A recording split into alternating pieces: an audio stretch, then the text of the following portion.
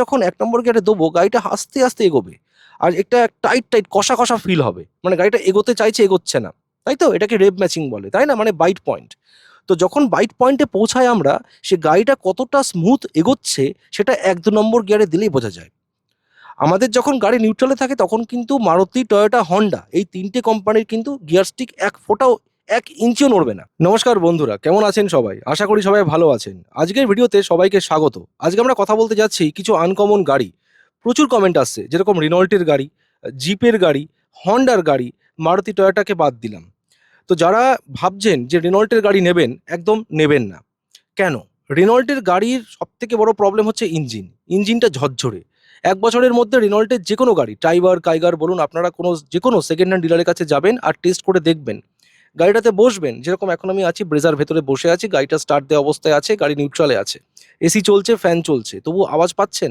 হালকা, হালকা মাইল্ড আওয়াজ। ঠিক আছে? এই যো গাড়ি কিন্তু পুরো অন এখন। এবার এই যে গাড়িতে বসে যে ইঞ্জিনের ভাইব্রেশনটা নিউট্রালে রেখে কোনো ভাইব্রেশন হয় না, সেই কোম্পানির গাড়ি নেবেন। আমি বলছি না মারুতি নেন, আমি বলছি না টয়োটা নেন। হ্যাঁ, হন্ডাতেও কিন্তু এরকম কোনো রকম ভাইব্রেশন নেই। ইঞ্জিন বে ভালো করে বুঝবেন। ইঞ্জিন বে মানে হচ্ছে কি, ইঞ্জিনের আশেপাশে সংলগ্ন যত জায়গা আছে, যেখানে যা স্পেয়ার পার্টস আছে, সেগুলো ভাইব্রেশন হলে পারে সেই গাড়ি নেবেন না। সোজা কথা। কোন, কোন গাড়িতে এগুলো বেশি ভাইব্রেশন হয়? টাটার যেকোনো গাড়িতে হবে, রেনল্টে হয়, মাহিন্দ্রাতে কিছুটা হলেও বেশি হয়। খুব একটা বেশি টাটার মতো হয় না, বাট হয়। তো এই সমস্ত ইন্ডিয়ান ব্র্যান্ডস যারা আছে, তারা গাড়িগুলোকে তো বানাচ্ছে, বাইরের বিল্ড কোয়ালিটিকে খুব ভালো করছে, যেগুলো খুব তাড়াতাড়ি জং ধরে যাচ্ছে। কিন্তু গাড়ির যত স্পেয়ার পার্টস আছে সেগুলো কিন্তু একদম ফিট অ্যান্ড ফিনিশ তো ভালোই না, ডিফেক্টিভ, ঢিলা হয়ে যায়। প্লাস প্রত্যেকটা স্পেয়ার পার্টসে জং ধরতে খুব তাড়াতাড়ি শুরু করে যায়, যেরকম টাটা মোটরসের মাহিন্দ্রাতে। মোটামুটি মারুতির একটা গাড়ি অথবা হন্ডার একটা গাড়ি অথবা টয়োটার একটা গাড়ি ১০ বছর পরে যে কন্ডিশন হবে, ১০ বছরও বললাম না, ১৫ বছর পর যে কন্ডিশনে যাবে, সেটাই কিন্তু টাটার গাড়ি মোটামুটি ৩ বছরে কভার করে যাবে। মানে ৩ বছরে সেরকম অবস্থায় চলে যাবে। একটা মারুতির, বা আমি বলতে পারি কিছুটা হলেও হুন্ডাই বা হন্ডা, তাদের ক্লাচ প্লেট একদম ঘষে না। হুন্ডাইতে একটু বেশি ঘষে, ৬০,০০০ এর পরে ঘষে যায়। মারুতিতে ঘষেই না। মানে ৭০-৮০,০০০ কিলোমিটার চলে যাবে গাড়ি, তাও কিন্তু ক্লাচ প্লেট চেঞ্জ করার দরকার পড়বে না। একটু সার্ভিসিং লাগবে। কিন্তু টাটার ওই মোটামুটি ৩৫,০০০, ৩০,০০০ এ শেষ হয়ে যাবে ক্লাচ প্লেট। তো এই সমস্ত যত স্পেয়ার পার্টস যেগুলো ইন্ডিয়ান ব্র্যান্ডস তৈরি করছে, সেগুলো কিন্তু খুব খারাপ, খুব খারাপ। আমি বলছি, একদম অন গড বলছি। আপনারা যেকোনো মেকানিককে কথাটা জিজ্ঞেস করে দেখতে পারেন, আমার কথা বিশ্বাস না হলে পারে। জঘন্য। কারণ আমি অটোমোবাইল সেক্টরে বহু বছর ধরে আছি। প্রচুর মেকানিক আমাকে এক কথা বলে, "দাদা, আমরা শুধু যত গাড়ি পাচ্ছি সব নতুন, নতুন টাটা মোটরসের গাড়ি, মাহিন্দ্রার গাড়ি। কিছু আসছে গাড়ি, অনেক পুরনো হন্ডার কিছু গাড়ি আছে যেগুলো প্রচণ্ড কস্টলি মেইনটেন্যান্স। মানে কাস্টমার সার্ভিস সেন্টার যেতে ভয় পাচ্ছে। একটা সার্ভিসিং চার্জেস পড়ে যাচ্ছে ৳২৬,০০০, ৳২৫,০০০, ৳২২,০০০। একটা paid service, 7th paid service, 8th paid service. এইজন্য যারা ভাবছেন মিডল ক্লাস ফ্যামিলি হন্ডার গাড়ি পাচ্ছেন সেকেন্ড হ্যান্ড, নতুন পাচ্ছেন কন্ডিশনে, এইজন্যই লোকে বিক্রি করে দিচ্ছে। আপনি কিন্তু যেখানেই থাকেন, আপনি একবার জাস্ট খুঁজে দেখবেন, আপনি কতগুলো ওয়াগনার পাচ্ছেন, কতগুলো অল্টো পাচ্ছেন, আর কতগুলো হন্ডার গাড়ি পাচ্ছেন। তো সেরকমই আমি এটা বলতে চাইছি যে রেনল্টের গাড়ি থেকে দূরে থাকবেন। রেনল্টের গাড়ি আমি ভেবেছিলাম অল্টো নেওয়ার আগে কুইডটা একটু দেখি। বাট আমি গাড়িতে ১ম একদিন গেছি, আমি বেশি আর কিছু ঘাটাইনি, কথা বলিনি। বিকজ গাড়িতে বসে স্টিয়ারিংয়ে হাত দিয়ে এত একটা ব্যাড এক্সপেরিয়েন্স আমি ফিল করলাম, রিয়ালাইজ করলাম, আমার চালাতে মনই করলো না। আমি বললাম, "না, আই এম নট ইন্টারেস্টেড।" আমার একদমই পছন্দ নয় বলবো না, ঘটিয়া। মানে গাড়ির স্টিয়ারিং কাঁপছে, পুরো বডি ঝরঝর করে কাঁপছে। ইঞ্জিনটা খুললাম, মানে বনেটটা খোলার পরে বনেটের নিচে যে লিড, বনেটের নিচে আর তার তার নিচে ডবল ইনসুলেশন লেয়ার দেওয়া, যাতে কাস্টমার বুঝতে না পারে যে গাড়িতে ভাইব্রেশন হচ্ছে। সে ভাইব্রেশনটাকে, সাউন্ডটাকে চাপা দেওয়ার, ধামাচাপা দেওয়ার চেষ্টা চলছে রেনল্টের দ্বারা। তাই জন্য বলছি এই সমস্ত গাড়ি থেকে দূরে থাকবেন। তাও যদি ইচ্ছা করে, আপনার টাকা, আপনার ব্যাপার, নেবেন। নেওয়ার পরে কাঁদবেন মোটামুটি ওই ১ বছরের মধ্যে। এবার কোন গাড়ি নিতে পারেন এই মারুতি বাদ দিয়ে? মারুতি বাদ দিয়ে দেখেন, যদি আপনার বাজেট কম থাকে, আর কি গাড়ি আছে? কোনো ব্র্যান্ডেতে কোনো গাড়ি নেই। আপনি এক্সট্রা নিয়ে নিন, হুন্ডাইয়ের i10 নিয়ে নিন। কিন্তু আমার এই বন্ধু অঙ্কিত, যে ভিডিও বানায়, ড্রাইভ উইথ অঙ্কিত, একটা চ্যানেল আছে হিন্দিতে, আপনার নয়ডাতে থাকে। ঠিক আছে? ওর কিন্তু না, এক্স্যাক্টলি লখনৌতে থাকে। দেখেন, i10 কিনেছে ১.৫ বছর আগে। সে গাড়িটা একবার ১ম এ কিনলো স্যান্ট্রো, সেটাকে বিক্রি করে দিয়ে i10 কিনলো। এখন বলছে, "রাকেশ, আমি ওয়াগনার নেবো। মেরে কো ওয়াগনার লেনা হ্যায়।" ও নন বেঙ্গলি। তো কেন? কারণটা কি? ১.৫ বছরের মধ্যে ওয়াগনার কেউ বিক্রি করে? কেউ করে না। আপনি পাবেন, দেখুন তো কতগুলো পাচ্ছেন। আপনি যেখানে থাকেন সেখানে দেখুন, আপনার ১০০ কিলোমিটার রেডিয়াসে কতগুলো মারুতি ওয়াগনার লোকে বিক্রি করছে, আর কতগুলো হুন্ডাই i10 এর গাড়ি বিক্রি করছে, আর কতগুলো টাটা পাঞ্চ বিক্রি হচ্ছে।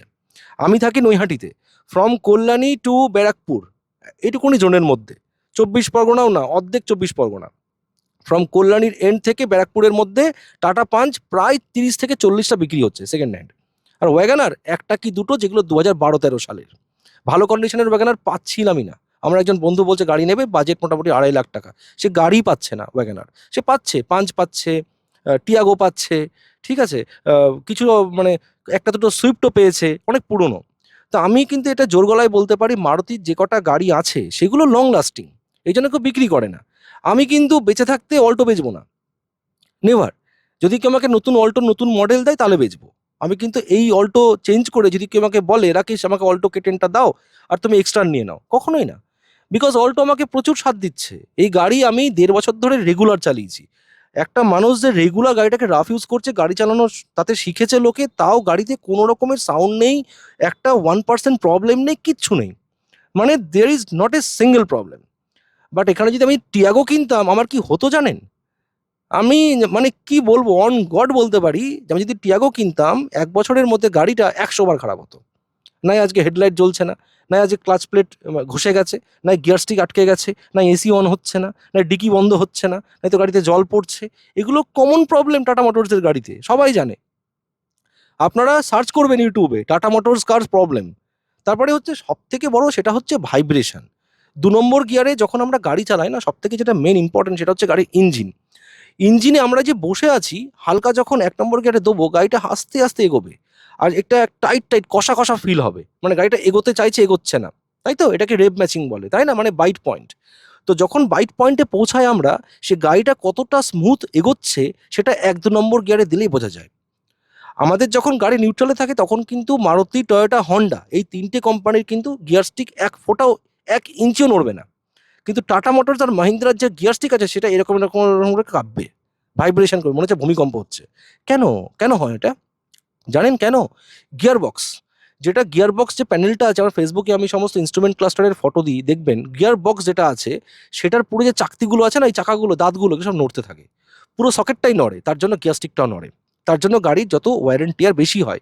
বনেটের নিচে গাড়িটাকে নিউট্রালে দিয়ে চেক করবেন, তো এই সমস্ত কতজনা চেক করে, কতজনা জানে, কারা কিনছে সমস্ত গাড়ি, যাদের গাড়ির লাইনে কোনো রকম এক্সপিরিয়েন্স নেই, জিরো এক্সপিরিয়েন্স। একটা ডাক্তারবাবু, সে ডাক্তার হয়েছে, নতুন টাকা আছে, সে একটা গাড়ি কিনবে, অ্যাডভার্টাইজমেন্ট দেখেছে, 5 স্টার রেটিং, বিল্ড কোয়ালিটি, সে কি টাটার গাড়ি নিচ্ছে, তারপরে কাঁদছে। একজন পাশেই থাকে, আমি নাম বলছি না, উনি আমাকে বলছে অ্যালট্রোস কিনেছে, টপ মডেল, তাও আবার আমাকে বলছে রাকেশ আমি এটাকে চেঞ্জ করতে চাই। আমার বাড়ি যারা চেনেন, আমার জাস্ট পাশের বাড়ির ডাক্তারবাবু অ্যালট্রোস কিনেছে, বলছে আমি এটা চেঞ্জ করে অন্য গাড়ি নিতে চাই, আমি আর এই কোম্পানির গাড়ি নেবো না। কোম্পানিটা কি? Tata motors. তো খুব সাবধানে, রেনল্টের গাড়িও সেম, সাবধানে একদম নেবেন না। এবার বলি, যাদের বাজেট মোটামুটি 8,30,000, 8,40,000, আপনারা স্কোডা কাইল্যাক নিতে পারেন। স্কোডা কাইল্যাক, ভেনু, ব্রেজা, এগুলো সব ভালো গাড়ি। তবে ভ্যালু ফর মানি কোনটা এর মধ্যে? ব্রেজা। বিকজ ব্রেজাটা ওর থেকে আপার সেগমেন্ট কার, খরচা কম। আপার সেগমেন্ট কার মানে গাড়িটার দাম বেশি কিন্তু স্কোডা কাইলাকের থেকে, কিন্তু ব্রেজার কিন্তু যেটা খরচা 5 বছরে ম্যাক্সিমাম 38 থেকে 40, ম্যাক্সিমাম, আমি যদি খুব রাফ ইউজ করি। আর স্কোডা কাইল্যাক মোটামুটি 5 বছরের খরচা বেরোবে 55,000 টাকা। ভেনু মোটামুটি ওই 60,000 টাকা। হুন্ডাই কিন্তু পুরো মেরে দেয় মাইলেজে আর এই সার্ভিসিং চার্জেস, লেবার চার্জেসে। মানে একটা এক্সাম্পল দিচ্ছি, সাপোজ আমরা এই গাড়িটার অনেক কিছু পাল্টাবো, আমার ইন্স্যুরেন্স ফেল হয়ে গেছে, কিছু পাল্টাতে হবে আমাকে। আমি যদি একটা লেবার চার্জেস, লেবার দিয়ে সমস্ত স্পেয়ার পার্টসকে লাগাই, আমাকে একত্র একটা লেবার চার্জেস লাগবে, সমস্ত স্পেয়ার পার্টস লাগিয়ে দেবে। কিন্তু হন্ডাতে প্রত্যেকটা স্পেয়ার পার্টসের আলাদা আলাদা করে ডিফারেন্সিয়েট করে আলাদা আলাদা করে লেবার চার্জেস লাগাবে।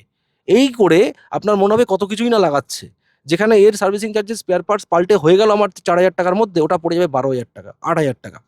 12,000 টাকা হন্ডায় পড়বে, হুন্ডাইতে পড়বে 8,000 টাকা। তো এই জন্য যারা যারা আমার বন্ধু বান্ধব হুন্ডার গাড়ি ইউজ করে, যেরকম একটা ছেলে আছে কৌস্তব বলে, ও কিন্তু এখন ওই 3-4টে ফ্রি সার্ভিস করানোর পরে এখন কিন্তু পেড সার্ভিস বাইরের দোকান থেকে করছে। সেও ভয় পায়। তো এই জন্য আমরা যারা জানি, আমরা সবসময় মারুতি কোম্পানির গাড়ি নিই, নয়তো টয়োটা। এছাড়া কোনো কোম্পানির সাথে আমরা যাবো না, বিকজ খারাপ হয় না। টয়োটা কেন নিই? টয়োটার মেনটেন্যান্স একটু বেশি, বাট টয়োটার গাড়ি খারাপ হয় না, সেম অ্যাজ মারুতি। টয়োটা সারা বিশ্বে রাজ করছে। যারা যারা ভাবছেন মারুতির গাড়ি নেবেন না, মানে এরকম হয় না, একটা রোগ আছে, না নেবো না, তাহলে গো ফর টয়োটা, খুব ভালো। টয়োটা সারা পৃথিবীতে সব থেকে মোস্ট সেলিং কার ব্র্যান্ড, ঠিক আছে।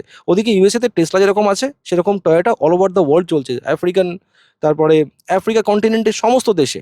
আমারই ফেসবুকে অনেক আফ্রিকান ইউরোপিয়ান ফলোয়ার্স আছে প্রচুর।